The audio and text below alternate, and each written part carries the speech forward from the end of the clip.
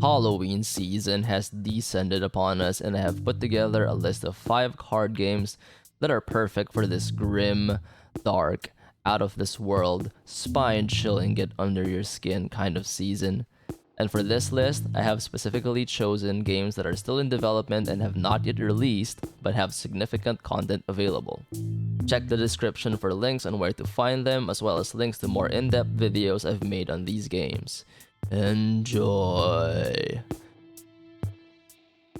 Railroads and Catacombs is a dungeon crawler roguelike deck builder wherein you are traveling across a desolate land aboard your ancient train. You get to choose your character's background. In the prologue, you are merely a survivor, someone who has lost all sense of reality and whose only goal is to get out of the cursed land.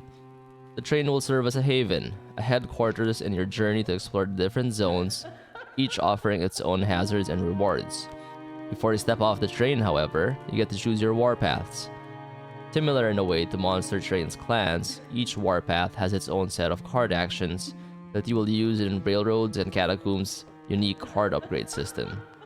Constitution's upgrades are very defensive, giving you armor for every card played or damage reflection every time an enemy attacks you. The Gambler warpath, on the other hand, focuses on card draw, allowing you to stack up damage and even more card draw. Combat is turn-based and is conducted in a grid system. You have your usual melee attacks, ranged attacks, and a lot more. And your victory is going to be largely dependent on how well you've upgraded your cards and synergized your two warpaths. And this is where Railroads and Catacombs exploration comes in. Exploration is all about risk and reward, as your character has a sanity system. The more you explore, the more resources you get for upgrading, but the more you can go from lucid to paranoid to hysteric.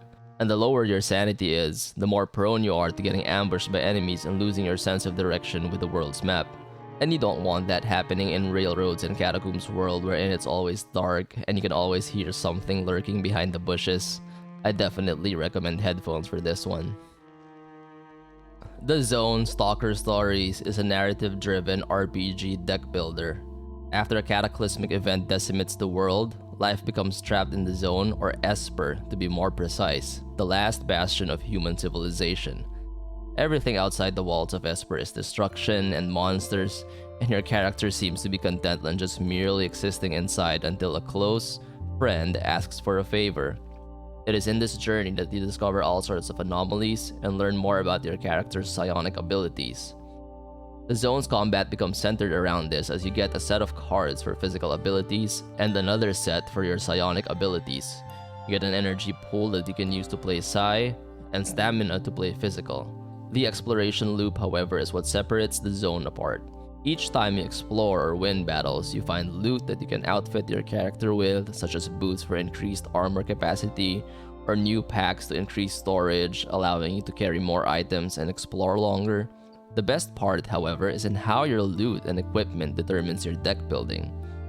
Attack cards come from weapons you find, such as knives and crossbows and torches. Medkits can be equipped to provide you with a healing card during combat. Staying out too long, however, makes you more prone to getting confusion, and the more confused your character is, the more bad cards are added to your deck, making it impossible to win fights and death a certainty. So always make sure to reserve just enough sanity to make it back to the Zone.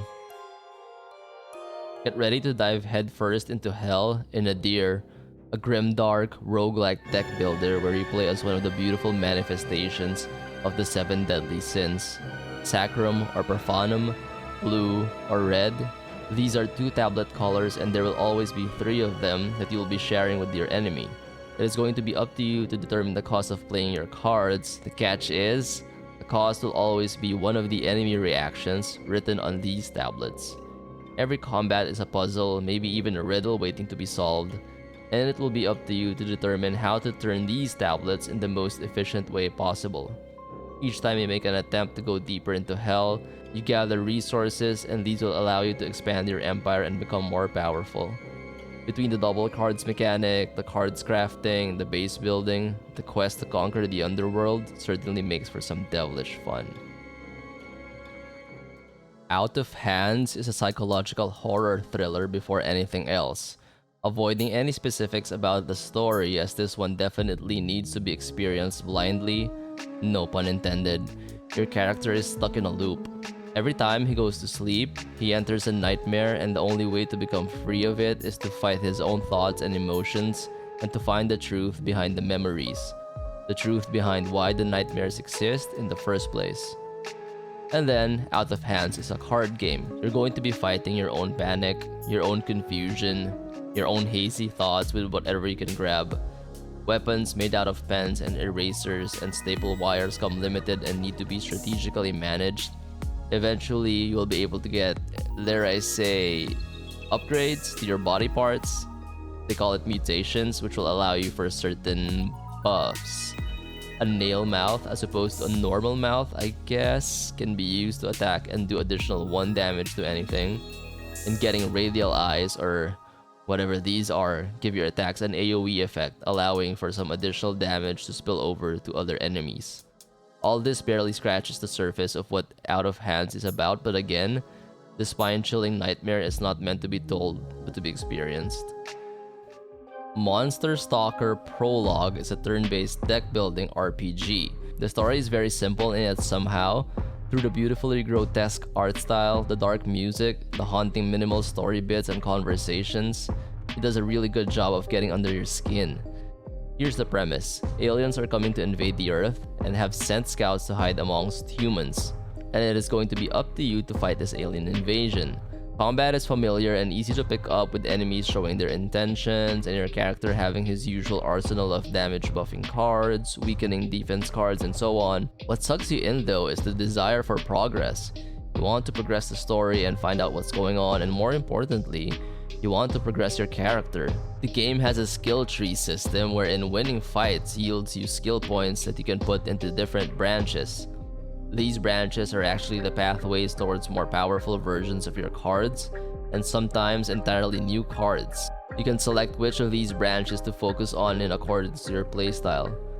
Further leveling up the skill tree gives you badges. So let's say you unlock all the cards under the Draw Master badge, you'll be able to acquire the ability of dealing 1 damage for each card you draw. And this just makes for a very unique and compelling form of deck building.